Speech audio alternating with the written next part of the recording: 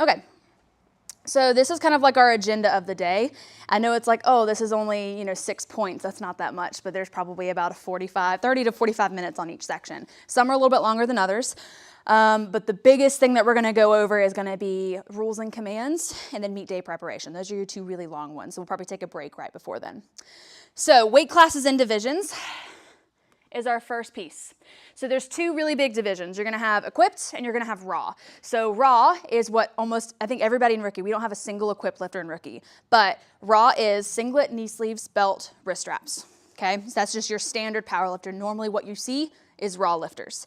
Nowadays, equipped is much smaller than it used to be. Equipped used to be the only form of powerlifting. It used to be the thing that all of the West Side guys and all of the classic 70s and 80s, all those powerlifters typically were equipped lifting, which is where you wear a squat suit, knee wraps, you can still wear wrist wraps, you wear a bench shirt, which is a very thick material that's gonna allow you to load more weight on the bar. It almost works more like if you've used a slingshot from Barbell, it's like that, but like times 500. It's extremely intense. And then a deadlift suit, all of that is extremely compressive, and you have to be within that division in order to use that equipment. You can't just use that equipment in any meet, okay? You have to register as an equipped lifter. Any questions on the difference between raw and equipped? Cool, it's pretty simple. All right, and then we go into weight classes and subdivisions. So your three divisions are male, female, and MX. Obviously, male, female, whatever you identify as. And then there's MX, which is for those who don't identify as a particular gender or they are transgender, okay? So then we have your weight class. So everybody, when you sign up for a meet, you choose a weight class. You can weigh in up to that weight class. So you can be within that one and the one beneath it. If you weigh in higher than the weight class you chose, then you're going up to the next weight class, okay? So that's how weight classes work. So let's say you signed up, I am a 90 kilo lifter. So let's say I weigh in at 91. That means I go up to 100. That means I'm weighing up to 100 now. If I signed up as a 90 and I weighed in at 85, that means I'm still within that 82.5 to 90, so I'm in the 90 kilo weight class. Does that make sense? Cool. So you're gonna choose your weight class. All of you guys chose a weight class when you signed up. Any meet that you do, you have to select a weight class. You do have the ability to change your weight class, but at most meets nowadays, because metals are expensive, you're gonna find that they're not gonna allow you to change weight classes after a certain point. So if you need to change weight classes, usually give your meet director a month or so heads up. Usually you'll know where your weight is gonna be about a month out from the meet. If you choose to cut weight for a meet, you need to be paying a special attention to where your weight's gonna be. And try to, no matter how hard you want to try to make weight on the day, just be prepared that if you don't make weight, you'll be included as a guest lifter, which means you won't be able to get any awards. You can still compete, you can still go through the day, squat, bench, deadlift, but you won't be able to compete for any awards at the end of the day, okay? Then you're gonna choose your age division. So there's youth, which is 8 to 13. We have one youth lifter at rookie, and we just ran a youth and teen meet in December, which is that age 8 to 13, and then there's teen 14 to 19. Now you can compete as a teen and open if you are 14 and up. So you don't necessarily have to compete in teen just because you're a teenager. You can compete in open. You can compete in multiple divisions at the same time, but you just have to make sure that you are within that age bracket. So if you are a teen, you can compete in open, but you can't compete in teen and junior because you can't be a teenager and a junior lifter at the same time because they're age specific. Now open, it's 14 plus. So you're a master's lifter, let's say you're 60, you're a master's, you can still compete in open because open is 14 plus. You cannot be a junior and compete in masters because you can't be 20 and 40 plus. Does that make sense age-wise? We're gonna start out with the simple stuff. Any questions about weight classes and divisions and how that works? Cool. If you have questions, please let me know. Yes.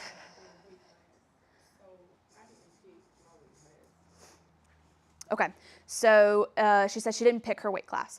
So it would not have allowed you to register for the meet without picking a weight class. So it might have just picked a default weight class. And I would say go on the LiftingCast roster and check what you're registered as, because we uploaded everything onto LiftingCast. Check what it is, and then if it needs to be changed, we can change it as soon as possible. But usually we use JotForm for our meet registrations. Most meet directors don't. A lot of meet directors just use LiftingCast, and you cannot register without selecting a weight class. So usually you won't have that problem. But if you need to change, let us know. So apparel and equipment, these are the 5 things you are required to have. These are the only 5 things at a meet that you absolutely have to have. If you're at a teen-only meet, some of this you don't even have to have. But just for general standard competition, singlet, it has to be made of one solid material. So it can't have sheer leggings on the side. It can't have strappies. It has to be one solid piece of material. Cotton t-shirt, it can have words on it. It cannot have explicit content on it. It has to be clean because this is a clean sport. And then it cannot be V-neck or compression material. It has to be cotton-based, so it can be like 50-50, but it has to be cotton-based. Cannot be compression. Has to be a crew neck or scoop neck. It cannot be a V-neck. Then you have closed-toed athletic shoes. Now the reason we're very specific about this, so athletic shoes, technically toe shoes are athletic, but they are not allowed in competitions. It has to be like tennis shoes, squat shoes, deadlift slippers. Then you've got knee-high socks. Those are required for deadlift. You don't have to wear them for squat and bench. You don't even have to wear socks at all for squat and bench, but you do have to have knee-high socks for deadlift. It is a hygienic thing, so if you bleed on the bar, it's just gonna protect the bar a little bit better if you have something guarding your shin between the bar and your shin. And then a non-compressive underwear and bra. So if you're a female, you do have to wear a sports bra. You have to wear a bra, but it cannot be compressive underwear. So sports bras usually are compressive. That's just the nature of sports bras, so I wouldn't worry about that. But compressive underwear is a no-go. So you can't wear super tight athletic boxer shorts or anything. You have to wear cotton-based material for your undergarments. And then sports bra, obviously, whatever you can get, because it's just the way sports bras are made. Any questions on this stuff? This part right here, these 5 things are the only things you absolutely need to have. Okay, this is what is not required, but you are allowed to have it. So ankle/crew socks, so you can have shorter socks that go, that aren't all the way up your knee. Then you can have knee sleeves, so like SBD, Inzer, A7, Stoic, all those kinds of knee sleeves. Neoprene based, and also they cannot be having any like Velcro or things hanging off them. There are some brands that have Velcro on it. You can't have Velcro on your knee sleeves. Wrist straps, they have long ones, there are short ones. You just can't have the thumb loop around your thumb while you're competing. And then squat shoes, deadlift slippers, I already mentioned those. The thing with squat shoes is that technically the inserts cannot be more than 3 centimeters. Most of us are not measuring our squat shoes, so just pay attention to the insoles on the inside and see if they're too tall for you. Belt, lever, Velcro belts are now allowed. As of last year, they were, in the rule book, they changed it where Velcro belts are now allowed. And you can wear lever, you can do the prong belts. Just about any belt is allowed. There's just a certain width that it's not allowed to be. So have you seen those massive bodybuilding belts where it's like really big on the back and then it's really narrow on the front? It has to be one width all the way around. It can't be mix match width. And then headbands, jewelry, glasses. So yes, you can wear sunglasses on the platform if you want to look cool or if you want to look dumb, either way. Jewelry, so you can wear watches. They just can't be under your wrist straps. If you're wearing a wrist strap, the watch has to be underneath it. Bracelets have to be above or underneath it. And then headbands, so like bandanas, headbands, anything you want to wear here, as long as it's not sticking out from your head. So it has to be compressive to the head. Any questions on not required but allowed? Yes?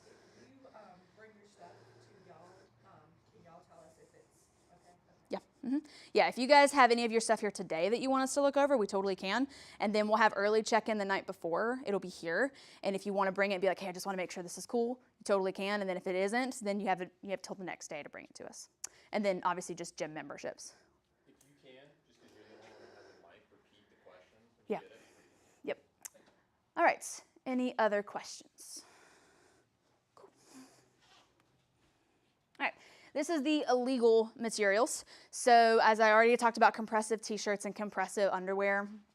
So it technically can aid in performance. So if it's too tight, it can aid in performance. So if you think about equipped is really tight compressive material that's supposed to help lifts, not help, it's going to allow you to load more on the bar, right? So compressive t-shirts and compressive materials are going to keep you more stiff, which is going to aid in your performance so that it's unfair to other competitors. Metal brand apparel, that is just a specific brand that is illegal with USAPL. So you will not be able to wear it at any competition.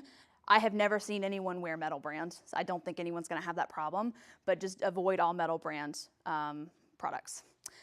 Cleats, boots, toe shoes. So anything that, like technically cleats are indoor athletic shoes, right? But they're gonna grip the ground for you. So they're gonna assist in your lift. Boots, just because they're not athletic shoes. Damaged and torn equipment. So let's say you have a pair of knee sleeves where the material on the inside or the outside is starting to wear, it's starting to loosen, it's starting to tear. You cannot have damaged equipment on the platform. So if you're currently using a pair of knee sleeves or wrist straps where you're noticing there's tear on the Velcro, or the thumb loop is starting to get a tear on the edge, or your knee sleeves are starting to rip on one side, it is not legal for you to wear. It is a safety hazard for you and for the spotters and loaders. So let's say your knee sleeve decides to rip mid-lift and you bomb a squat, right? That is a danger to you and your joints, and that is a danger to the spotters and loaders around you, okay? Any questions about illegal equipment? Cool. All right. This you can't read very well, but this is, I've also sent this in several emails, so you've already had this in your possession. But this is just more of a breakdown in terms of singlets and what's allowed on your t-shirts and singlets and belts and stuff. USAPL does have a lot of rules in regards to what logos are approved for you to wear. Usually, as long as it's your name, your coach's name, or your country, it's usually fine. But anything outside of that, I would look in the rule book and just make sure that it's okay. But usually people are like, oh, it's my team name, it's my personal name, it's my nickname, and usually that's fine, but I would always check the rule book just to make sure anytime you buy something new. All right, so we're going into section 2. Do we have any questions about equipment or apparel? Cool, that's the easy part. So meet day, everyone's in preparation for meet day, but the day comes around and we forget absolutely everything that we've thought that we knew for meet day, right? So there's 4 big things in terms of meet day that you need to be prepared for. First one is check-in and rack heights. So when you check in, you can check in early, which is the night before, or you can check in the morning of.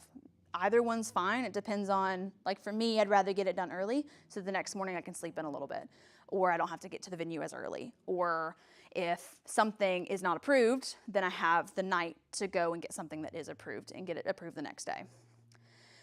Rack heights, because you have to get your squat rack height, bench rack height, and just make sure that your equipment's where you need it to be. Then there's weigh-ins, which is 2 hours before the meet. Sequence of lifting, so we're gonna go over squat, bench, deadlift, how attempts work, how you can change attempts, when you can't change attempts, all that kind of stuff. And then drug tests. The most fun portion of the day is when you get asked to pee in a cup. Okay, rack heights. This one is probably the simplest of the entire meet day stuff. You come in, you get your rack heights. So you wanna make sure that you are practicing unracking and walking back, getting comfortable with the squat rack height. You can change it at any point in the day. So let's say you get through your first attempt and you're like, oh, that's too high, I need to get lower. Go to the score table and they can allow you to move it down or move it up, however you need to. And then there's the bench rack height, and we'll go over how to set your rack heights later. There's gonna be referees, spotters, and loaders helping you get your rack heights set on the day, but it's already good to have an idea of where your rack heights are gonna be. So that's why I recommend you guys go out there and play with the racks today. For bench rack, you're gonna have the uprights, which is where you're unracking, and then there's the safeties, which in this instance that you are not able to push the lift and the spotters and loaders don't catch it in time, the safeties to catch it at the bottom, okay? All right, check-in. I have drilled this into you guys over email in the 2 emails we've sent so far, and I will drill it in again tomorrow, and I'm gonna drill it in now. You need 3 things for check-in. First one is a membership. It has to be current to the year. Some of you guys ended up getting your membership at the end of last year, so that November, December. Some of you guys don't have memberships at all. You have to have a membership, and I do not recommend getting in line for check-in and buying your membership on the USAPL website while you're about to check in. You cannot compete without an active USAPL membership. So go ahead and get it now. It is $65 for the standard. If you are a teenager, it is lower. If you're youth, it's lower. You have to have a membership card of the current year, photo ID. So it has to have your photo on it and your current state that matches the state you're registered in, okay? So for your membership card, let's say you're registered in South Carolina, but you live in North Carolina. You need to make sure the membership and the photo ID match. And then all equipment and apparel. So anything you are wearing on the platform. That's your singlet, that's your t-shirt, that's the underwear you're wearing, that's the sports bra you're gonna wear. If you are wearing your sports bra and underwear to check in, you can just be like, I'll show it at weigh-ins. And the weigh-in, when you're in the weigh-ins, they'll check it for you. Any questions about what you need for check-in? Yes. So she's 14 and homeschooled, so she doesn't have a photo ID. Correct. Yes, it's a good question. So for those on the live stream, she asked, what about teenagers and photo IDs? So a parent or chaperone just has to, for youth and teen lifters, just be like, has to pretty much confirm that this is the person that it is. A photo ID is not required. If they have a student ID, they can totally bring it. But as long as a parent or chaperone can verify that this person is this person. It's the same thing for drug tests. So they will need a student ID if they end up getting drug tested. If you're 14 and over, you can get drug tested. So just make sure that if you expect to do well on the day, really well, and you think you might get drug tested, have some form of photo ID. That could be a passport, that could be a birth certificate, social security, or student ID. Okay, weigh-ins. So if you are 14 and up, you are required to weigh in your bra, underwear, or you can go fully nude if you are trying to make weight and you're cutting weight. Photo ID is required because we have to make sure that you are the person that we say you are. If you are under 16, you are allowed to have a chaperone in the room with you. Okay, so anyone under the age of 16 can bring a parent or guardian in with them. And then opening attempts. So you're gonna have opening attempt for squat, bench, and deadlift, and you have to have it in kilograms when you come in to weigh in. They will ask you, they'll have you weigh in, and they'll have you submit your opening attempts. Opening attempts can be changed, and we'll go over that in a little bit, but you do have to have your opening attempts in kilograms. Please, please, please, please, please put it in kilograms. You do not want to accidentally put in a pound opener. Let's say you want to open with 300 pounds. They're not going to put 300 pounds in there, they're gonna say 300 kilos. And you walk up to the bar and there's 300 kilos on the bar for an opening squat, and it's not fun. So make sure, please, that you have it in kilograms. Don't even have pounds on your sheet when you hand it to them. Just have it only in kilograms, okay? There will be a kilo chart in the weigh-in room 95% of the time, but it's always good to just don't even worry about pounds. Just go ahead and have it written in kilos. Any questions on weigh-ins? One thing, if you are cutting weight, let's say you take in your first attempt at weighing in and you're like, half a kilo over, right? You have the entire hour and a half of weigh-ins to weigh in. So you get one more attempt after that to weigh in. So let's say my last meet, I was cutting down to 90. I had been up since 3 a.m. sweating and spitting to get to 90. And I was prepared to have to take a second attempt to weigh in. So you get there as early as you can, you weigh in, let's say you're 0.1 kilo over, you're half a kilo over, whatever it is. Let's say you don't make weight, so you have up until 30 minutes out from the meet. So it's a full hour and a half from the beginning of weigh-ins to the end. You can come in and weigh again, but you only get 2 chances to weigh in. If you are weighing in over, you get that chance. If you're trying to make weight, but you actually are in weight, like you're in the weight class, you're just like, oh, I just want to get like 1 kilo lower. It's like, no. If you've made weight, you've made weight, okay? It's only if you weighed over what you wanted to from the weight class you selected. Questions about that particular thing? Okay. Sequence of lifting. So we know that squat, bench, deadlift, and we know that we have 3 attempts for each one. Now, order of events, you're always gonna go through all 3 squat attempts first. So the way it works is you're gonna have squat, and you're gonna do your first attempt. Everyone in flight A is gonna go through their first attempt of squat. And then second attempts of squat of flight A. Then third attempt squats, flight A. Then we move on to flight B. So all of flight A will go before flight B will go, okay? Usually you can count on 1 minute per lifter. So let's say we have 14 lifters in a flight, so you can count 14 minutes per round. So you have to anticipate a really long recovery between one attempt to the next. Usually it's a little bit less than that once the spotters and loaders get warmed up and get going, but you have to prepare for about 14 minutes per flight, or per round. Okay. So we're gonna go over a lot of things specific to the lift, and if you have any questions along the way, please stop me. This is when information starts to get really heavy, okay? Okay, first we have squats. So you have 2 commands for squats. It's gonna be squat and rack. Referees are gonna be looking for 2 things in particular. So it's gonna be making sure that your knees are locked out and that your feet are positioned in a stable way, okay? So they can't be doing this. They're not gonna give you the start command until your feet are stable and in the ground. Your knees do have to be locked out, so they can't be here, maybe here. Now let's say, and we'll go over this on the rack here in just a second. Let's say that you walk out and you think this is locked knees, right? And let's say you do your squat, you stand up, and you actually are able to lock your knees more. The referee now knows what to look for in terms of your locked knees, okay? It's the same thing with bench, and we'll go over that in a little bit. So in terms of squat and rack, they're waiting for those knees to be locked, and the head referee is going to be here, side referees on either side, arms are going to be up. They're going to say, once the side refs see that your knees are locked, they're going to put their arms down. You don't go until the head referee tells you to go, so whoever's directly in front of you. So they'll go up here, they'll say squat, you'll just squat whenever you're ready. You have 1 minute from when they yell bar is loaded, right? So they're going to have the bar loaded, spotters and loaders are going to put all your weight on there.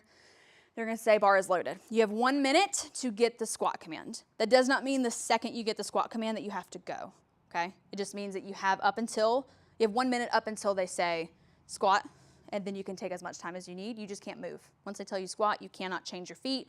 You cannot move your feet laterally, forward, back, all that kind of stuff. Once you give squat, you go down at whatever pace that you need to. Don't pause at the bottom. Just as a general recommendation from a referee to an athlete, don't pause at the bottom of your squat. So we usually, if we can't quite tell depth, we're going to give you benefit of the doubt. 90% of the time it's going to be benefit of the doubt. Usually we can tell pretty well if you've hit it or not. Sometimes it's close. But if we can't quite tell, if you pause at the bottom of the squat, you can clearly see where depth is going to be. Your goal is just come down and up. That way, in the speed of it, just from referee to athlete, in the speed of it, we're going to give you more benefit of the doubt. If you pause it, it becomes very clear whether or not you've hit it. Okay? So if you're worried about depth, make it speedy. Then we've got cards. So let's say that you don't get the lift. You get a red light, and then you get what's called a flag. So we have red card, blue card, yellow card. Yellow is 5 million things, but we just broke it down into a few of the main ones that you're going to find out. Usually, if you have yellow, it's just going to be just about anything. However, red and blue, they're pretty simple. So red is depth. If you don't hit depth, you're going to get a red light, and then under the red light, you're going to see a little red flag, okay? Blue is going to be up and down. So let's say you walk out, you do your squat, and then you're on the way up, and you kind of dip down just a little bit, and then you come up all the way.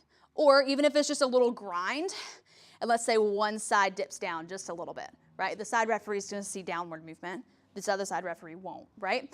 So you could get blue on one side and not the other. You could get blue on all three. It just depends on who's seeing what. And then knees not locked. So let's say that instance where I told you where the referee thought you had locked knees, and then you really locked your knees out on the lockout at the top. So now they know what to look for. And if your knees are not locked out at the beginning or end of the lift, a referee can give you a blue light or blue card. And then yellow cards, that's missing commands. So let's say you skip the rack command. You get up from the squat and you just walk it straight in. That's a yellow card. If you step backwards because you lose your balance, or you step laterally because you were already given the squat command and then you forgot, oh God, I'm not in the right position. Dumping the bar, if you're the asshole that decides to dump the bar on the spotters and loaders, which we really don't recommend that you do, you will get a yellow card. You also could get ejected from the meet. If you dump the bar on purpose and the referees decide that it was on purpose, you can get ejected and disqualified. And then lift failure, so you just don't make the lift. It's just too heavy, didn't have it. Any questions on squat stuff? Yes? Like you see at nationals or meet where they have a jury where people like challenge. Is there like certain like red, blue, and yellow you can't challenge? At a local, so the question was, can you challenge a card or a lift? So let's say at nationals you can, because there's a jury. At 98% of local meets, you're not going to have a jury. It's going to be ultimately up to the referees that are on the platform. Did you get it? Did you not get it? Cards that you can challenge? There are not certain cards that you can challenge. It has to be a 2-to-1 lift, though, to be able to challenge it. And this only applies at nationals, like he's talking about. But if you get a 3 white light lift or 3 red lights, that can't be challenged at any level meet. Yeah. Right? It has to be one of the refs disagrees. Right. Yeah, so you can't really challenge at local. At some regional meets, so we're bringing regionals back next year. They might have a jury at regionals, we don't know. But if you do, at nationals, you have to submit $100 to be like, this is a, not anymore, that's not a thing. Okay, so you pretty much, you go and it has to be a 2-to-1. It cannot be all 3 red, all 3 white. You can't overturn that. At nationals though, if you see a lift from someone else that you don't believe should have been given, and as long as it's not majority, as long as it's an all 3-1 light, you can challenge someone else's lift too. That's only at nationals. You can't do that at local meets. Yeah. Yeah, it is an interesting thing, and you're gonna see that at like primetime meets a lot. So like we didn't have that at Carolina primetime because we didn't have a jury, but you'll see that at like primetime at nationals. Okay, let's see if I.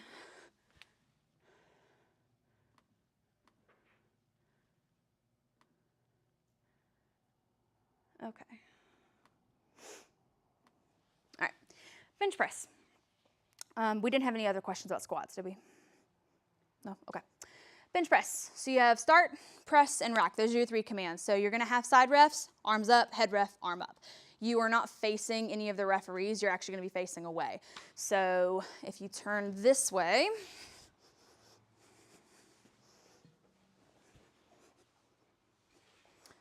and everybody will get practice later doing this. And I did not bring a barbell in if you would like to go grab one of those. Okay, so when you do bench press, you're going to be facing away from the referees. So you're gonna be relying very heavily on the referee to be yelling really loud at you, and also for your ears to catch what's going on. So you're gonna be facing this direction. The referees are here and behind you, okay? You will have the option to use blocks. If you're short, you can use blocks. You just have to request them when you do rack heights. And if you decide, same thing with squats, if you decide the rack height is not correct because you didn't realize, once weight was on there that it was gonna feel different, you can get it changed at any point. Thank you. Okay, so things that we're looking for on bench. In order to get a start command, so in order for them to put their hand down, tell you can go. You have to have your elbows locked out, your butt has to be down, and your feet have to be flat. Head lift is now allowed, so if you're the type of person you just don't have the mobility, you need to lift your head. That is allowed now. It wasn't as of last year, but it is now. So you're going to unrack at whatever point that you want to. So you can unrack whenever you're ready. So for me personally, let me move this microphone. For me personally, I have my butt up when I unrack. So you bring it over. Whenever you're ready, the side refs are not going to put their hand down until you put your butt and heels flat. So bring it down. They'll give you the start command. So start, bar is going to come down to your chest. They're waiting for the bar to be still and motionless. So it can't be here. It can't be here. They're waiting for it to be still and motionless. Then they'll tell you press and then rack. So everything that you did to get the start command, you also have to do to get the rack command. So you're not going to get the rack command until the elbows are locked. You want to make sure everything is where it needs to be lower body wise, so butt down, heels down. Questions about commands specific to bench? This is the hardest one. Bench is the hardest one in competition. It's consistently my worst one in competition. I don't want to give you guys horror stories, but I will later, just about my own personal experience with bench and why it's important to practice with commands as often as possible, okay? So cards for bench press are very similar to cards for squats. The cards across the board are fairly similar. You're gonna have red, blue, yellow, same as before. Red is going to be failure to touch chest, so it's essentially depth on bench. Now, we're not doing elbow depth the way IPF does. It's just touching the chest, right? However that is. It has to be touching the chest. It cannot touch your belt. So if you are wearing a belt, you're the type to wear a belt on bench, the bar cannot touch the belt at all, okay? So they're looking for bar to get to the chest. So some people like to hover. There are a lot of lifters who they're just not comfortable getting that low, or they're trying to tempo it out, or they're nervous about the press command and they just end up hovering. If the head ref sees you hovering, you won't get the press command at all, or you will get a red light.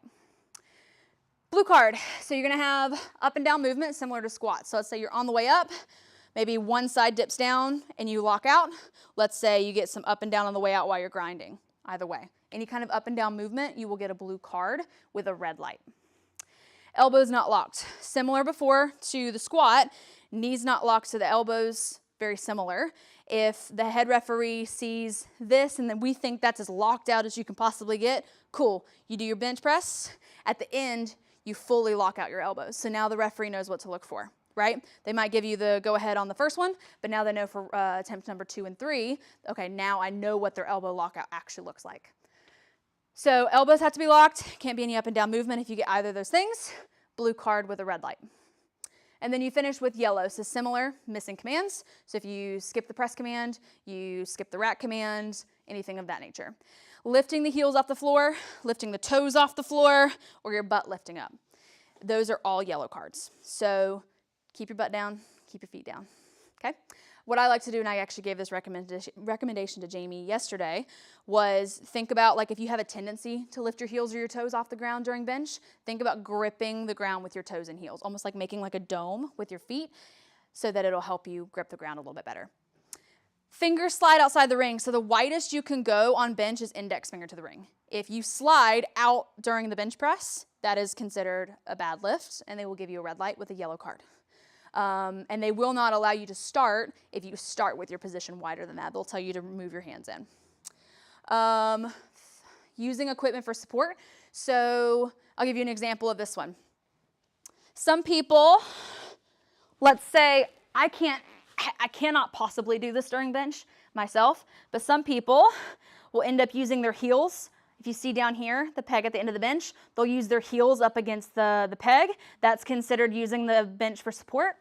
And then another option of that, let's say you do your bench press and you get here and you kind of like grind the barbell up against the rack to help you get it up. That is considered support from the rack. So anytime you're using the equipment to support the lift, to aid the lift, it is considered a bad lift, okay? And then heaving. So heaving is when you get the bar down to the chest, you get the press command, you kind of drop it down and then push. It's also kind of up and down movement. But heaving into the chest and using that little dip in the bar to push up is not illegal. Once you get the press command, it can only go up. Questions about bench press. So start, press, rack, butt down, heels down, and don't heave the bar. Okay. Deadlift. This is the easiest one. You walk out, you pick it up, and you just wait for them to tell you to put it down. Okay? It's the easiest one. So sumo, conventional, doesn't matter. Doesn't matter which one that you choose. All are equal in my eyes. All are equal in my eyes. And you can do whichever one works for you. The only command you have is down. So the head ref is going to be here. Side refs aren't doing anything on this one. They're just watching to make sure that you do all the things that you need to do in terms of locking out. But they're not going to have their arms up. It's the only one that only the head referee is doing a physical movement, okay? So you're only looking at the head ref. You can walk out. They'll say bar is loaded, and you're going to pick up the bar whenever you're ready. You're not waiting for them to tell you to go, okay? You go whenever you're ready. Once your knees are locked out and your shoulders are locked out, that's when you'll get the down command, okay? So it can't be, say you do sumo. Let's say you go here. You see how my knees softened? If I stand tall, my knees are locked out. If I lean back too much, my knees soften. So I will not be given a white light on that one because my knees softened at the top. Knees have to be locked out. Shoulders have to be locked out. So cards on this one. Failure to lock the knees and shoulders. So I just showed you an example of that. Another example is you get here and your shoulders are kind of rounded here. So your knees are locked out, but your shoulders are not pulled back, okay?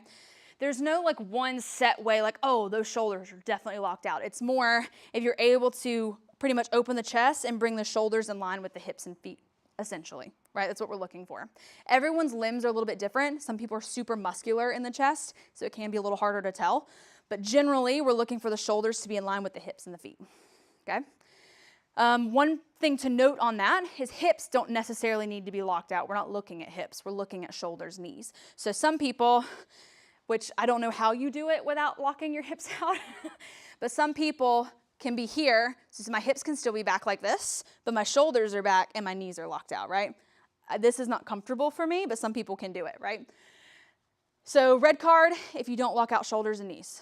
Blue card, up and down movement, similar to everything else. So you're grinding and you're here, right? You get to that top portion, you're just grinding. You're gonna get that up and down. Now it's different to struggle versus up and down, right? Because some of us get really shaky when we start to grind out a lift. There's a massive difference between the two. Conditioned referees, seasoned referees are gonna be able to know the difference between the two. And then hitching and ramping. So let's say this happens the most with conventional. You get here, you kind of like shove your knees up underneath the bar and then come to standing. It's also known as the strongman deadlift, right? Where you kind of use anything possible to get the lift off the floor. You cannot use the knees to support the weight. So your knees cannot, now knees are usually bent in the deadlift, so they're gonna extend at some point, but you cannot put the knees up underneath the bar and support to standing. Any questions on blue card, red card? Yellow card's very similar to everything else. So missing commands, so you get to top and you're just like, I can't hold this anymore, I'm just taking it down, I can't do it anymore. Usually you're like half a second away from getting the down command, I promise. You're always like half a second away. Then you've got feet moving backward laterally. So your feet can shift forward and back. So you can lift your toes and heels in squat and deadlift. You cannot slide out. So if you're a sumo puller and you're on this position here and one foot slides out, that's an illegal lift. If you're just losing a little bit of balance at the top and you're just here, that's okay, as long as you maintain the same footprint in the floor and your feet don't actually move from their position.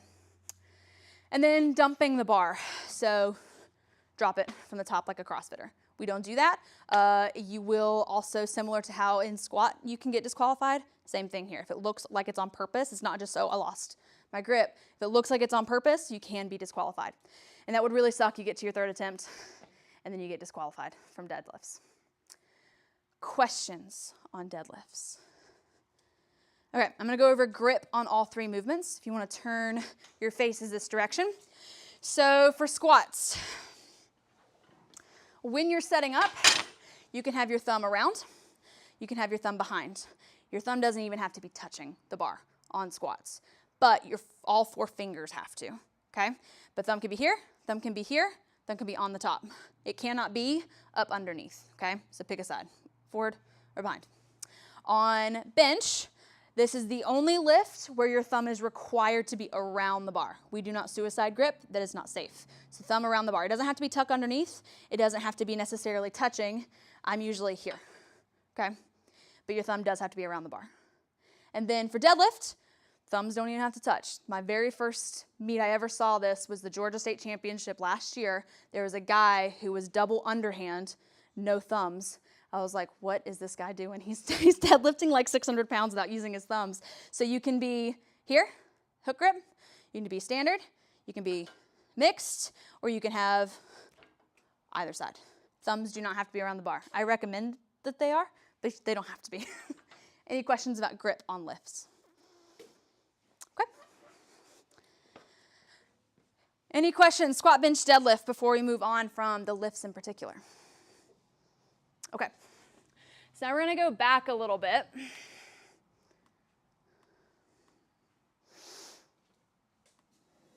Okay, so order of events we already went over. So flight A goes through all three attempts, then flight B, then flight C.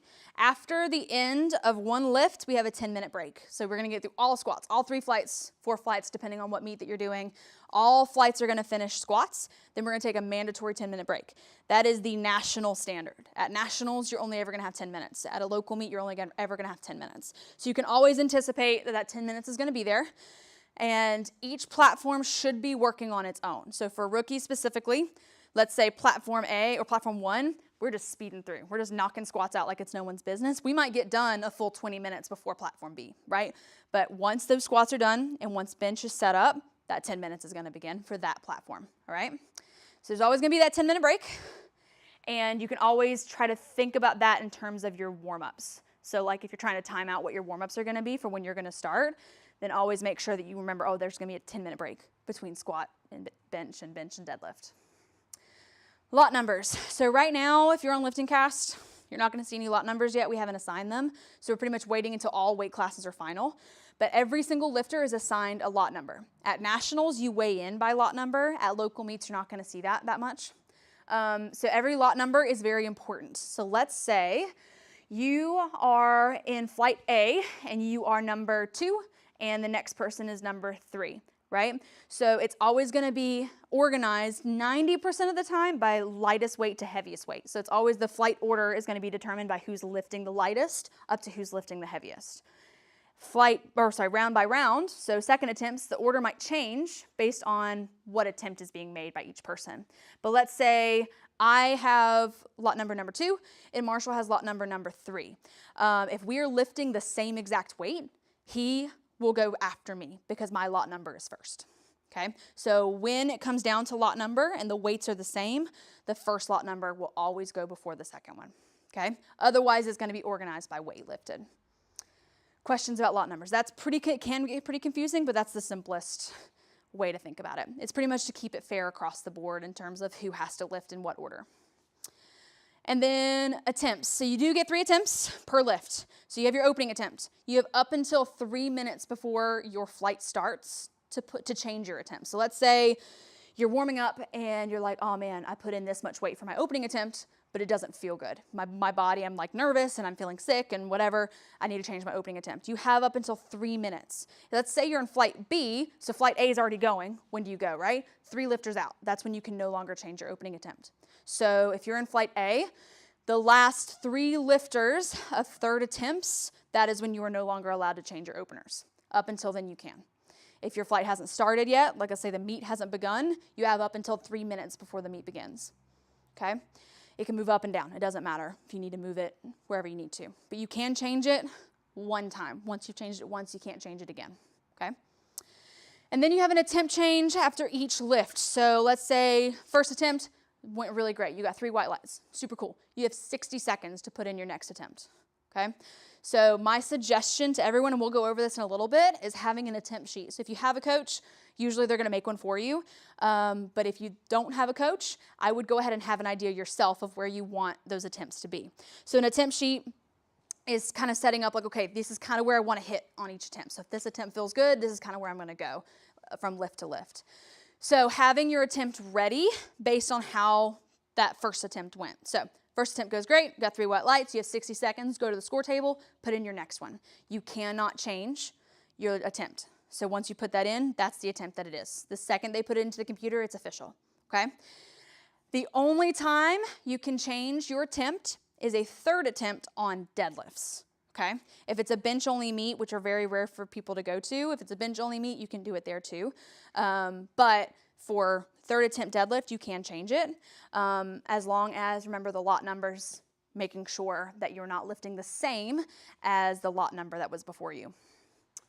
And we'll go over that a little bit more. But so 60 seconds to change your attempt or to submit your next attempt, and you cannot change it once it's put in. Okay, so now we're gonna go into meet day preparation. Who all kind of is on like a meet prep? Who's just kind of like playing around with lifting right now? Like what's the vibe? Everyone on prep? Who's on prep? Cool, and who's just vibing, trying to get comfortable with barbell stuff? Totally cool. Either way is fine. That's the whole beauty of like a rookie meet, is that like you're not required to be on any particular program. It's really just like get comfortable with squat, bench, and deadlift, show up, and do what's fun on the day, right? And if you end up wanting to make this like a serious sport, obviously take it a little bit more seriously long term. But like right now when you're learning how to do it, just enjoying the process and getting comfortable with the commands and the standards. So selecting attempts is our first really big thing. So setting openers, that's how you open the day. It is the most important both for your confidence, for your physical strength, but then also just for flow of the day. Get your first attempt. You want 3 white lights on your first attempt always. Sometimes it's, oh, I'm not comfortable with the command, I skipped a command, I'm really nervous, or, oh, strength-wise, I just opened up too heavy. The goal is that your opening attempt is easy and that your opening attempt is 3 white lights. That is the goal, always. Then you can start playing around with higher numbers for your third attempts and stuff, right? We want to open with something we are confident in. So selecting your opening attempt, I would always suggest something you can do 5 times. Something you can do 5 reps in the gym at any given point. Something you've done in training multiple times. If you've not done it even once in training, that is not a weight that you should be doing for your first attempt, okay? Suggestion is that 3 to 5 reps, you should have done that multiple times within the last several weeks of training. Not something you did a year ago when you were pre-injury, right? It's something you've done in the last few months, okay? So once you have your opener, as I said, you can change it if you need to, but ideally you're warming up to something that is easy. You shouldn't have to change your opener unless something really massive has happened, like you got sick or something. And then attempt jumps. So selecting attempt, so how to jump from first to second, second to third, what your ranges should be. Generally, if you're starting with something you can do for 5 reps, you're trying to make a jump for something you can do for 3 reps, right? Something in that going from 5 to 3 down to that 1 to 2, right? That's how you should generally be able to look at all 3 attempts. Squats are the easiest to look at that way. Deadlifts are probably a little easy to look at that way. Bench is the hardest because then now you're getting a press command. You're not used to holding it for a second and a half on your chest. You're used to counting it in your head how long you have to hold it, right? So bench is usually the hardest one for me personally to make an attempt sheet for because you don't really know how you're going to feel until you're on the day. Maybe the bench feels funny. Maybe the carpet, if you're like me and you're super technical on bench, anything could get thrown off.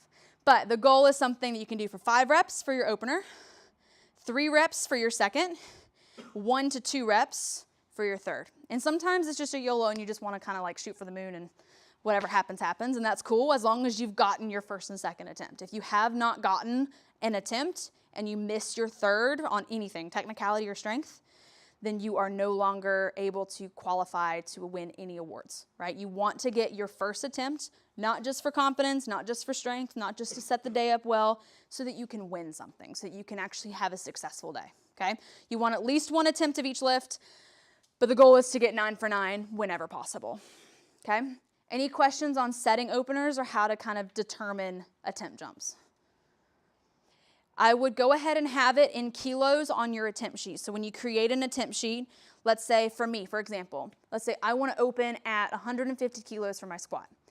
I know from training that usually I can make a 5 to 7.5 kilo jump easy. I know 10 kilos is a really big jump for me, okay? So for me in competition, I'm going to be like, okay, I'm going to open with 150 because I can do that for 5 reps, no problem, right? And then I'm going to go to 155, right? But option 157.5 if it feels really, really good on my opener.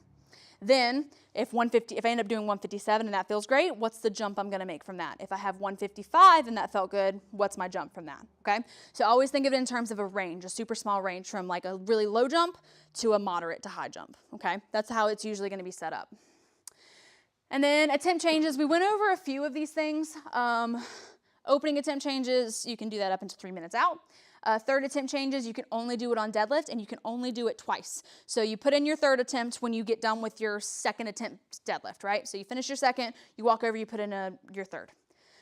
Another lifter in your division is lifting, let's say, 2.5 kilos more than you and they're pulling for the win. Okay, so you're gonna go over and you're gonna put in a higher attempt change so that you can lift more than them and you can beat them, right? And let's say they fail their lift, right? You're like, oh man, I don't have to lift that anymore, right? You can go over and you can change it. Obviously, it depends on lot number, so it depends on where they're at in lot number, so always make sure you're paying attention, but you can change it up to 2 times, okay? Once you've done the second change, you're screwed. Wherever you're at is wherever you're at, okay? So just make sure you're being smart about it. And always have someone to consult with. Don't just be making the decision on your own. Talk to your friend or your coach or whoever. Make sure that you all feel confident in that. State records. So you can set a state record at any meet. Any meet. You can do it at nationals. You can do it at the Arnold. You can do it. We're having an Olympia meet this year. You could do it anywhere. But it can only be a state record to the state you are registered in as a member.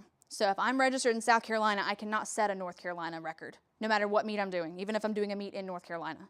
You can only set a record for the state in which you live, in which you are registered to. American records, yes. College students are different, yes. So if you were a college student, you can technically have a dual membership, like dual residency.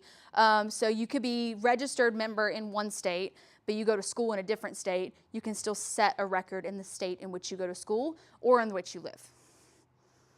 That's very technical. You're gonna see that a lot at collegiates. So if you're watching collegiates this year, pay attention. American records, you can only set those at international, national, or pro meets, okay? We are bringing regionals back, so you can set them there, and then state championships. So local level meets, so like rookie, there's a meet in March called Words Have Weight. 90% of the meets that you're gonna end up going to your first year or two are gonna be local meets. But then there's state championships. As long as there are 3 national refs on the platform, you can set a national record. At regionals, as long as there are 3 national refs, you can set a national record. My suggestion to you, if you are looking at a state or national record and you want to break it, you want to set it, however, have it pulled up on the USAPL database when you go and put it in. Tell them it's an American record and go ahead and show them what the record is so they can verify. It's going to save you time, save them time, and that way you can just like focus on putting the attempt in and move on. If you think that you could potentially set records, go ahead and like have them in your head when you make your attempt sheet, right? So like go ahead and mark on the side like, oh, this is the American record, or sorry, this is the state record for squat in my age range or my weight class. Go ahead and put that on your sheet just so that you know. So if you're like, oh, this feels really good, I'm gonna go ahead and try to shoot for that American record or state record, whatever. And then using chip plates. You can only use chip plates for American records, so you can only set them. So a chip plate is like a 0.25, 0.5, 0.75 kilos, or single kilo. So you can only use those when you're setting American records. I doubt any of you guys will be using chips anytime soon. The American records are fairly high at the moment, and most of you guys are brand new to the sport, so I'd give in a couple years when you guys end up going to nationals or you go to regionals and there's someone that you can break that record, then go for it, and you can use chips. So that's going from, let's say, 152.5 to 153.5. Any other meet, you have to make the 2.5 kilo increment, but using chips, you can make a teeny tiny increment, as long as it's breaking the record. You can't just do it to do it. You have to do it to be breaking the record. That's a lot of information. Questions? Okay. You're good. Okay. Peak week. So everyone has a different idea of what peak week is. Some people do like really true peaks. Some people are just, you know, having fun and walking into the meet however they feel, right?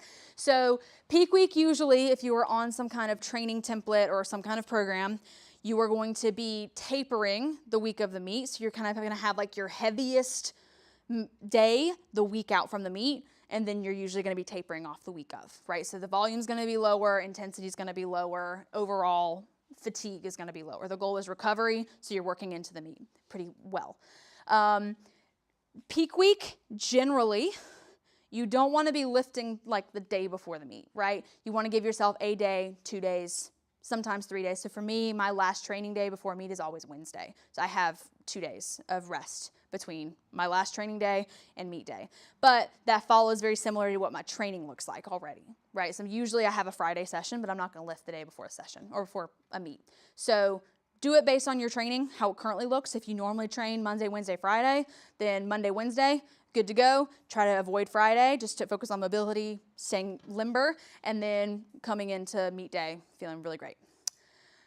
If you are water loading or cutting, now there is science to this. I'm not going to tell you how to water load or water cut. That is not my responsibility today.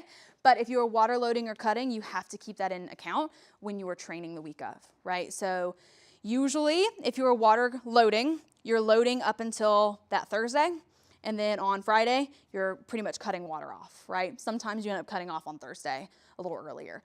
But you have to keep that in mind. If you were training on a Thursday, you want to make sure that's not the day that you have completely cut water off, right? Because then you're going to be depleting your body of more liquid, and you're going to be getting dehydrated way sooner than your body needs to.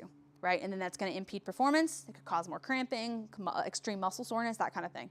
So keep in mind, if you end up doing any kind of water cut for your meet to try to make weight, that you're working that into your training. And if you need help with that, reach out to someone who, you know, trainer, coach, meet directors, somebody, okay? So if you've never done it, I wouldn't recommend doing it for your first meet, ever. I never recommend a water cut for your first meet. But if you do end up doing that in the long term, just make sure that you have that worked into your training.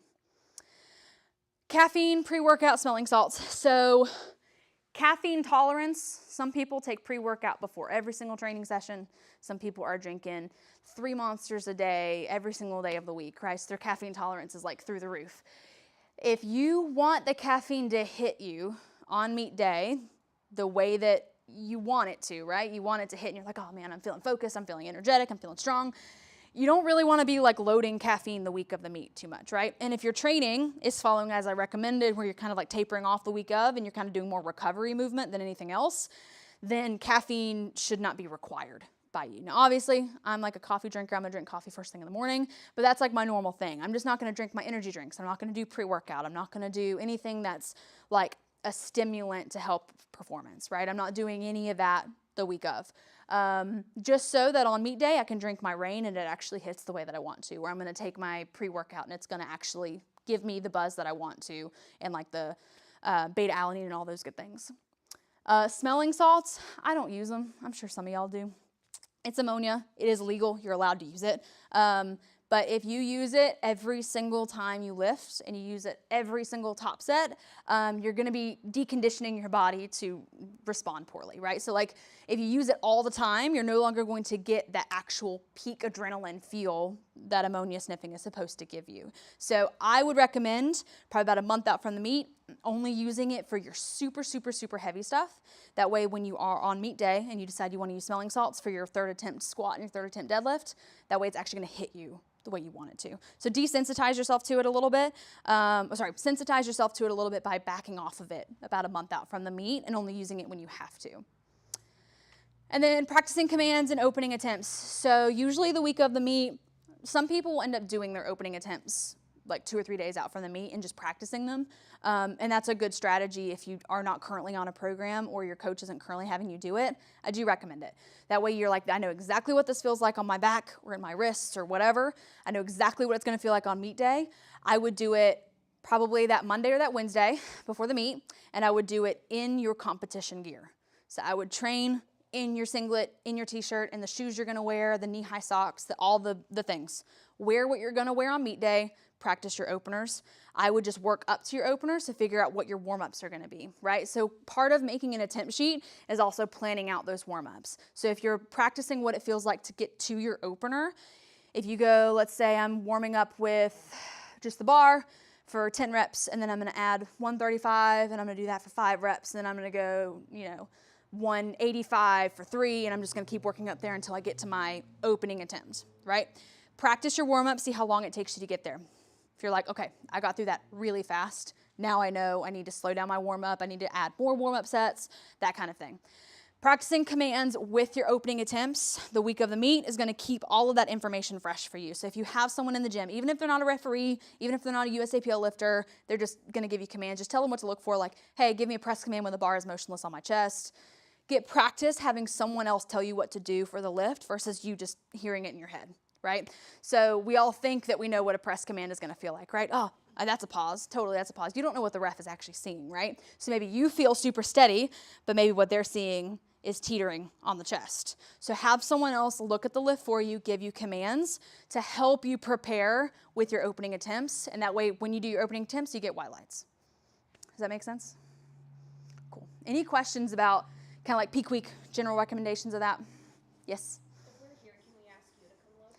Yes, if you're at PSB, you can totally ask me. Yes. And then today, when you guys are in there training, totally ask if you guys want any help with anything. Yes? Do you know if we're going to be warming up in pounds or kilos? You're going to be warming up in pounds. Yep. So in the Rookie Riot warm-up room, we'll be bringing some of our metal pound plates over, but then they've got bumpers and they've got, hex plates, but it's all pound based. So you don't have to worry about kilo conversion, trying to figure out how do you convert a red plate to what the 45-pound plate is, all that kind of stuff. So what I recommend, have your warm-up sheet and your attempt sheet an option for kilos, an option for pounds, just so you in your head know exactly where it's going to be, and you don't have to carry around a conversion chart the whole day or have it on your calculator, right? So for my attempt sheet, 150 opener on squat, and what is that in pounds? So I would do kilos/pounds. That way I know, when I'm putting in the attempt, I know exactly what it is in pounds, but I'm not thinking of it in pounds. I just have it for the back of my head. And you don't have to. You can keep that in a separate note. It doesn't have to be on the same sheet. But in terms of warm-up, for rookie, I would have the pound warm-ups, like what you're going to do. Any other questions? Cool. Breezing through. Okay, meet day tips. So this is just general after years of directing meets, competing in meets, refereeing meets, volunteering, just things that we've kind of collected that can be very helpful. So I always, always, always recommend you get a coach or a handler. It could be a friend, it could be a family member, it could be an actual coach, it could be someone who's been, an online friend who just wants to come and support you. It could be anyone that you want it to be. Get a second pair of eyes on your lifts.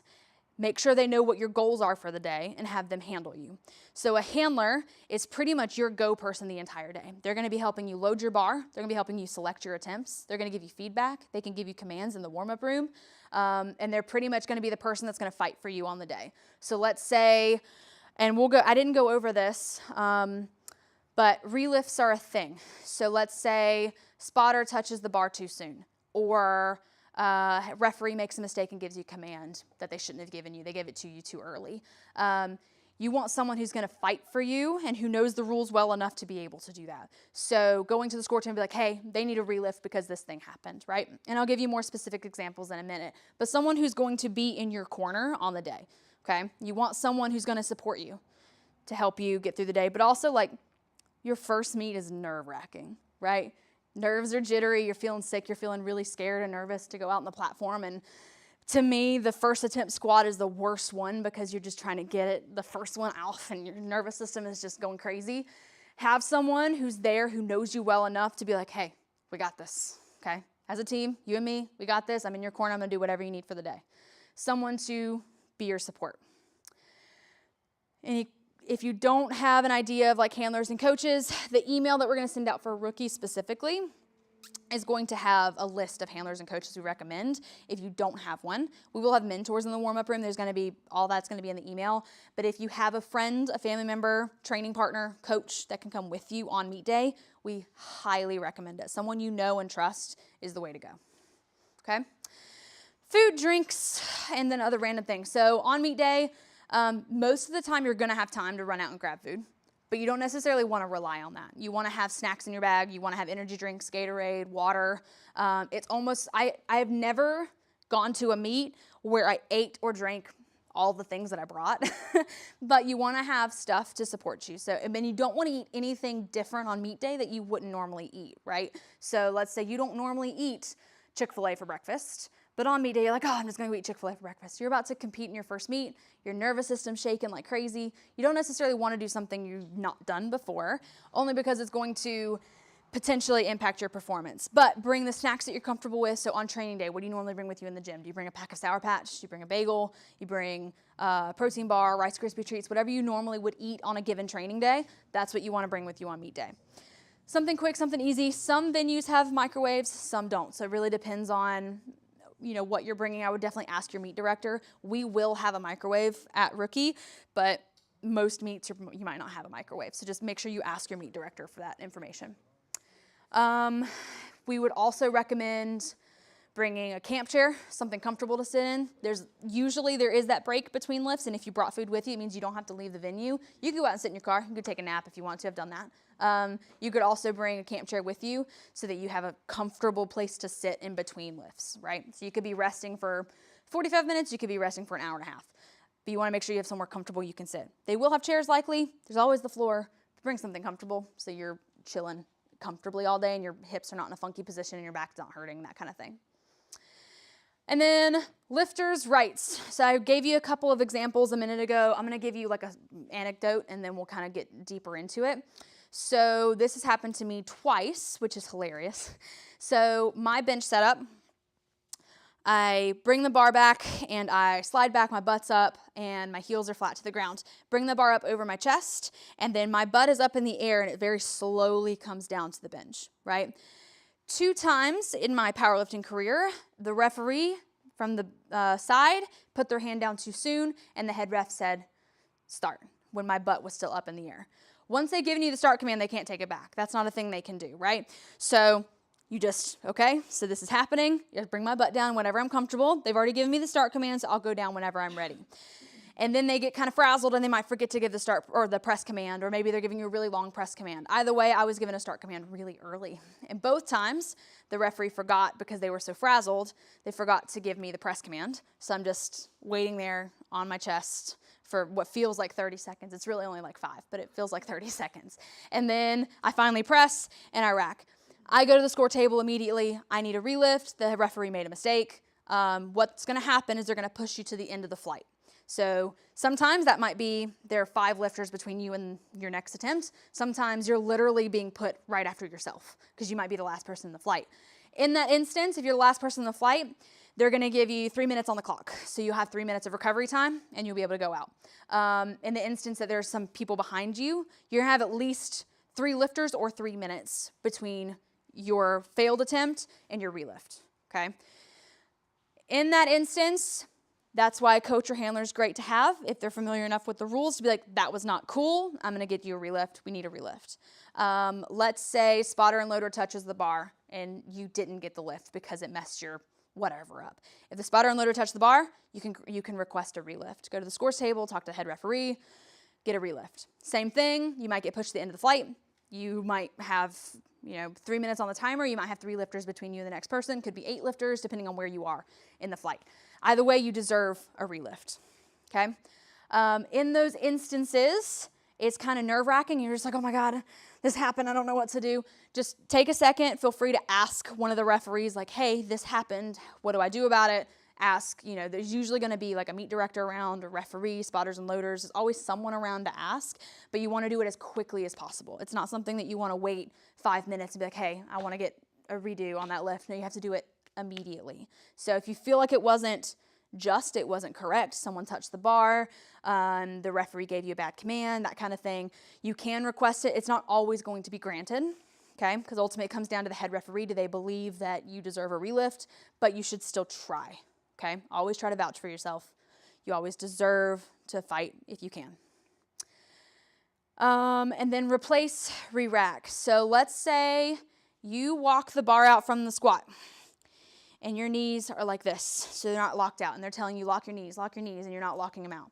After 5 seconds, they're going to tell you to replace the rack. That just means walk it back in. They're going to tell you what's wrong. They're going to be like, hey, you have to lock your knees out. The timer's still running from bar is loaded, so you still have a minute on the clock for bar is loaded. So let's say it took you 30 seconds for that. That means you only have 30 seconds left. So they're going to try and pretty much you need to rush. So you're going to unrack again. They've already told you what's up. So now you're going to lock your knees.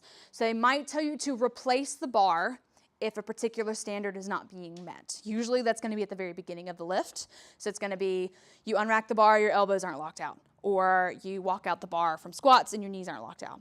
You won't see that on deadlift. They might just give you a down command early if you're grinding for a really long time and it's not moving. So like if you're stuck here and you're just pulling, it's not going down, it's not going up, you're just here. They might just tell you to go down because you've been grinding for 5 seconds on one particular spot, okay? Questions on replace, relift, re-rack, all that kind of stuff? Meet day tips, any questions? Okay. It's probably the most non-question group. Okay, so this is the Q&A section. Do we have any YouTube questions, Marshall? Okay, any questions from the group? Whether it's stories, advice, anything. You're just nervous, yeah. The biggest thing is gonna be commands. In my opinion, like obviously you wanna squat to depth, obviously you wanna practice pausing, you wanna make sure that you feel confident with all 3 lifts, but the most nerve-wracking part of meet day, in my opinion, is the commands, because no matter how good you think you are at it, there's always something that's gonna be humbling you on the day. And for me, that's usually a press command. So I would definitely grab a training partner. They don't even have to know powerlifting, right? They could just be like someone in the gym, just be like, make me hold it for 3 seconds, count out loud 3 seconds, and to give me a press command after that. That way you can at least practice holding it for a long time. Hopefully, you all know, bring it down, hold it nice and steady. But in the instance that isn't the case, long pauses are a great practice. Do you have any advice, Marshall? Yeah. Biggest thing is ask questions when you have them. Right now you might not have them, but if you think of something like tonight when you're asleep and you're like, oh, I should ask that question, send us an email, send us a message, and we'll answer it as best we can. We are sending out an email tomorrow, which will have your flight order, it will have lot numbers, it will have the awards divisions finalized. So everything that you have that you're like waiting to get your hands on will be sent out tomorrow for rookie. So just prepare yourself, breathe. Once you read through the email, if you still have questions, then you can ask. But tomorrow will be like a Bible of information. It'll be our longest one yet. So if we don't have questions, we're going to move into going into the gym and kind of playing around with the rack a little bit. I would suggest today getting your rack heights. It's going to save you a little bit of time for equipment check. That way all you have to do is bring your stuff in and you don't have to worry about getting rack heights for the meet. So we're using the last 2 racks on that side of the gym, and it's just go out there. We can practice with commands. If you guys are training today, you guys are more than welcome to start like loading the bar and getting warmed up and stuff, and we can go over commands and everything. Yes? How do they decide like who gets drug tested? That's a good question. So who decides who gets drug tested? So it is supposed to be a random 10% of every meet, no matter what meet. That's going to be local, state, regional. It's 10% mandatory of every meet. Of eligible lifters. So for example, at Next Gen, youth lifters are not eligible for drug testing. Anyone under the age of 14 is not eligible. But we had some teenagers competing, so we had 2 drug tests because we had to round up to 10%. So we only had 11 lifters, so we have to round up to 2 tests, even though only 1 because of 10. But usually it's going to be the best performers of the day. We're just going to be like, okay, this person was the most impressive lifter. This person lifted the most. Best lifters usually are going to get tested. So if you're looking at lifting cast on the day and you're like, oh man, I'm pretty much pulling for first, then you can anticipate to be tested. Sometimes it is super randomized. Usually it's going to be targeted to the best lifters of the day or someone that doesn't look like they are not on a particular enhancement. But that's a good question. Drug testing, I didn't put that in the slide, but I can actually go over what that process looks like. So let's say you get done with your 3rd attempt deadlift. You've been selected for drug testing. A referee or meet official, so it could be someone in a referee polo. It could be a referee that is assigned a mentor to come and grab you because they have to go grab someone else, because usually we're going to be grabbing a lot of people at one time. You're going to be approached. They're going to be, hey, you have to get drug tested. The moment you are alerted that you're being drug tested, that person cannot take their sight off of you. They have to stay with you. So if you have to go grab your photo ID and you have to have a USAPL membership card, usually we recommend grabbing a water bottle on your phone because sometimes it takes people an hour and a half to pee in a cup. Okay. So we're going to come to you and be like, hey, you're getting drug tested. Please follow me. We'll go help you grab the stuff that you need. And then you're going to come to a waiting area where we'll go over the paperwork with you. Then a referee of the same gender will take you into the restroom and you will pee in a cup in front of them. They have to maintain sight on the cup at all times just to prevent any potential contamination or false urine from getting into the cup. So they're going to follow you. They're going to watch you pee in the cup, and then they're going to help you guide through how to put the test together. They cannot touch the cup at all. They're not allowed to touch it. You are the only one allowed to. You have to give 60 millimeters of urine, I believe, 60 milliliters. I think. I have an example drug test in there. Give me 2 seconds, guys.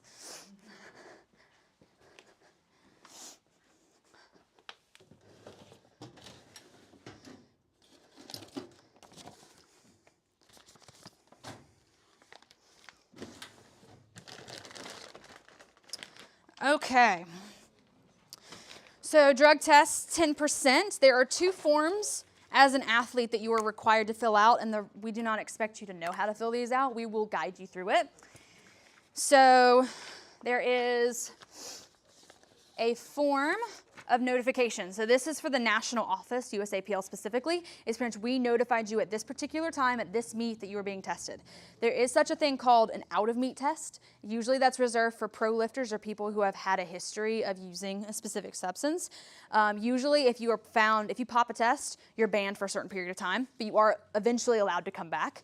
And so they might be put on an OMT list. Pro lifters, people in the pro series, are going to be on the OMT list. I have personally OMT'd, I think, 10 people. You just show up to their door and you're like, hey, pee in a cup. But anyway, you're going to fill out this form, and it is going to put your USAPL number, your photo ID. It's going to be your license number is going to be on here, and then all of your information in terms of your phone number, all that kind of stuff. And then there's this form, which is all the drug test specific stuff. Your name and information will go down here, but the rest of this is photo ID specific things. And if you get chosen to be drug tested, please make sure that you're bearing down on these sheets because it's supposed to copy onto all the sheets attached to it. And usually it doesn't do that very well unless you're like bearing down. But it is a long process. The hardest part you'd think would be peeing in a cup, but it's actually the paperwork. The paperwork is the hardest part. But the referee will help guide you through. Usually they have instructions with them, so if you'd be able to look through that as well. And then once you fill out this information, they might have you pee in a cup first. They might have you fill out this information first. Usually, no one has to pee when I come and grab them, and so I let them drink water and we kind of fill out the paperwork together. But you have unlimited chances to try to fill up this cup, okay? So it is stage fright usually, having to pee in front of someone because you're not used to doing it. But usually females have the hardest time with it. The longest I've been in the bathroom with someone was an hour and a half, waiting for them to pee after reffing a meet for 9 hours. So I would say, huh? I think my record's about 45 minutes. Yeah, I think men tend to be a little bit more comfortable peeing around other men just in general because of the way bathrooms are set up. Women, not so much. But you also have to like get it in the cup, and that's also difficult. But yeah, you are the only one allowed to touch it. You'll get to select your own cup. So every referee, and this is a lifter's rights specific thing. So if a referee comes to you and you're the only person being drug tested and there's only one cup in this bag, request that they put multiple cups in the bag. It is your right to be able to choose your own cup. It should not be you only get this one. They should not be handing it to you. You have to choose your own cup, okay? And that is just to keep everything clear, keep everything where it's your choice, and that every decision along the way was made by you. And all of the cups are identical, right? You're not like just Right. And as long as the seal's on there, nothing's been tampered, because every single cup has this like seal around the outside. As long as the seal is still there, it's a completely uncontaminated cup. Like, it's totally fine. And each one is exactly the same. Yes? How long does it take for those tests to come back? Usually about 2 weeks. Sometimes, depending on how many meets are going on in a given weekend. So let's say like this weekend, there are 8 meets around the country happening. Like today, there are 8 meets happening. All 8 meets, I don't know how big they are, but all 8 meets, all tests from every meet are being shipped to the same place at one time. So on weekends where there are high volume of tests coming in, could take about a month. But usually it'll take about 2 weeks. And if you go to USAPL and you go to their website and you go to the drug testing section, they have a database where you can go and you can see if you've passed the test. You will not be alerted if you pass. You will be alerted if you fail. You'll be served a ban sentence for 3 years. Any other questions about drug tests? Yes? What do they test for? Not that I do drugs. Steroids. If you want a specific list, they have a list on the USAPL website of what they're testing for. You would just click on the WADA list, and it shows everything of what they're testing for. And everything with USAPL at a local meet is going to be like underneath steroids. If you go to the WADA test or WADA form and you look up under steroids, everything under there. So they're not testing for caffeine. You can have caffeine. Yeah, and there's actually a nice tool on the website if you go to the drug testing part of the USAPL website where you can, you select the sport. You have to select weightlifting. There's not a powerlifting. But you can actually search for, maybe any medications you're taking or any supplement that you're not sure about. You can actually search it in there, and it will tell you if it's approved for use in competition and out of competition. So that's pretty helpful. Most of the time, referees shouldn't be telling you, yes, this is okay to take, or no, this is not okay to take. They're just going to point you towards that website and say, hey, this is the place to check. Because at the end of the day, it is the athlete's responsibility. Right. And if you're currently on a medication that you're nervous about or is on a specific list, and it might not be under what's being tested for, but it's still on the list, I would reach out to the technical committee, and you can fill out a TUE, which is pretty much like, hey, I'm taking this medication, and I would just like it to be cleared that I'm not going to pop a test for taking it. They might not grant it to you, but it is your responsibility, again, to fight for yourself as best you can. So that option is there. So I would always recommend if you're taking something that you're not sure about, check the list, reach out to the technical committee. Okay, I think that's pretty much it. You guys didn't have a ton of questions. This is probably the first time we haven't had 5 million questions. But if you guys are ready, we'll go out there and play around with the racks a little bit. You guys can play with this one too. This is just not the one that you're competing on. But that way, if you guys just want to get commands and stuff. So Marshall's a referee. I'm a referee. So we'll just kind of be hanging around and grab us if you need us. Cool? Yes? Can you just do a quick, the Thank you everyone for watching. This was the athlete seminar. Yes.